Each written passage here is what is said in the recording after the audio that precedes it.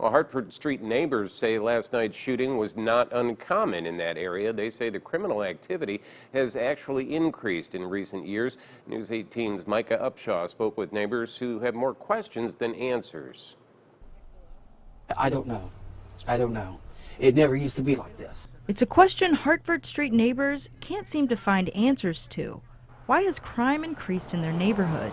You hear arguments all throughout the night, shootings, and it's terrible. It's really scary, especially as a parent. It's really scary. Crystal Amos has lived on Hartford Street for nearly 3 years.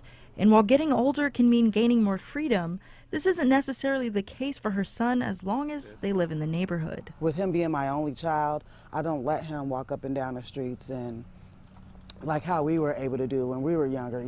Parents didn't much worry about that, but I worry. I worry all the time. Worry is how another Hartford Street neighbor describes the feeling of stepping outside the house every day. While they've lived in the neighborhood for 16 years, they're not living like they used to. I don't feel safe with coming out anymore. I usually sit on my porch. I don't sit out hardly anymore. I usually walk my dogs. I don't walk my dogs anymore. I just don't feel safe here. This isn't the first time the neighbors are reflecting on a shooting so close to home.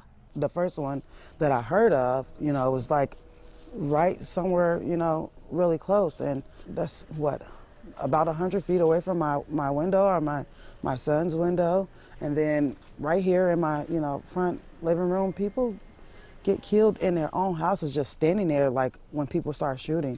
Police are still investigating what caused the shooting on Hartford Street.